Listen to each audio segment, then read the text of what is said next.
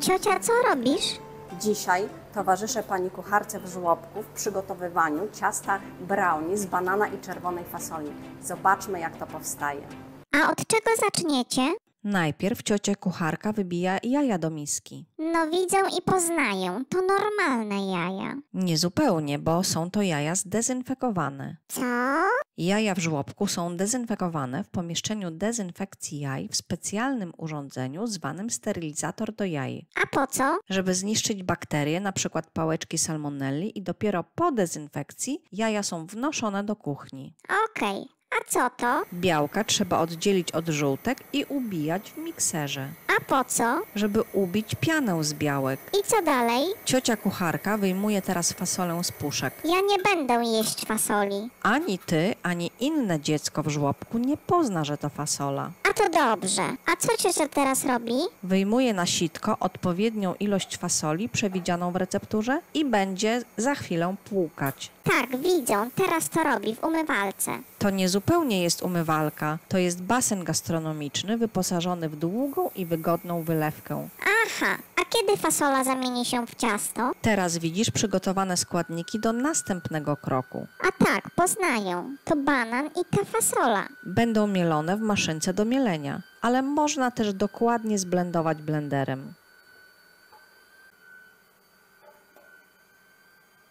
A co tu się popsuło? Wszystko w porządku. Ciocia kucharka po dokładnym zmieleniu składników od razu rozkłada maszynkę, aby ją umyć. Aha. A co dalej z ciastem? Teraz kontrolujemy ubicie piany. Dalej widzisz, jak wygląda fasola i banan po zmieleniu. Są już też przygotowane blaszki wyłożone papierem do pieczenia, a w głębi widzisz żółtka jaj. Składniki już są prawie przygotowane. Tutaj mamy masę z banana i fasoli, a tam w mikserze ubijane jest białko. A tu co ciocia robi? Odmierza kakao i ważne, aby było to kakao niesłodzone. A co to za torebki? To proszek do pieczenia, aby ciasto pięknie wyrosło. I ciocia miesza proszek z kakao.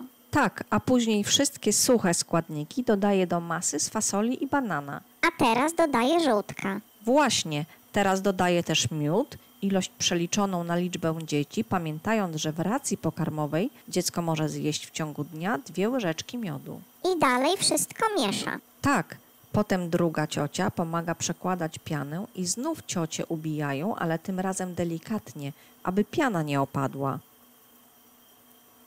I co tam patrzysz? Sprawdzamy, czy wszystko dokładnie wymieszane, bo ma być jednolita masa. A jest? Jest, dlatego ciocia kucharka przekłada masę do wcześniej przygotowanych blaszek. I kiedy będzie ciasto? Jeszcze trochę. Najpierw trzeba blaszki włożyć do piekarnika i upiec w 180 stopniach przez około 40-45 minut. A tu co ciocia robi? Do ciasta dobrze smakuje kawa i ciocia będzie robić kawę dzieciom. Ale ja nie lubię kawy. Spokojnie, to będzie kawa inka. A czemu robi w 2 garnkach? W tym drugim, mniejszym garnku będzie kawa z mleka sojowego dla tych dzieci, które mają alergię na białka mleka i nie mogą pić mleka od krowy. To dobrze, że ciocia robi też kawkę takim dzieciom i używa odpowiedniego dla nich mleka. Tak, dla dzieci posiadających alergię ciocie gotują podobnie wyglądające posiłki i dobrze wiedzą, że alergeny to zagrożenie bezpieczeństwa żywności. Ojej, to kożuch. Ja nie lubię kożucha na mleku. Nie martw się, ciocia kucharka usunie go przed dodaniem kawy. Oj, to dobrze, dobrze. A teraz już dodaje kawkę do mleka od krowy i musi dobrze wymieszać. Pysznie wygląda ta nasza kawka z pianką. A tutaj ciocia tak samo postępuje z mlekiem sojowym. I co dalej? Następnie ciocia kucharka rozlewa kawkę na mleku sojowym do pojemników, do tak zwanych gienek. I w tych pojemnikach kawka będzie transportowana do dzieci. I jest też pianka i wygląda bardzo podobnie. Oczywiście. A teraz ciocia rozlewa kawę na mleku od krowy do dzbanków, a dla każdej grupy dzieci są oddzielne dzbanki. Ale zaraz, pokaż mi jeszcze moje ciasto. Proszę bardzo. Ciocia wyjmuje z piekarnika, kontroluje patyczkiem, czy się upiekło i pokazuje, jak pięknie wygląda. Nie przypomina fasoli. Tak jak obiecywałam. A zawiera jakieś alergeny?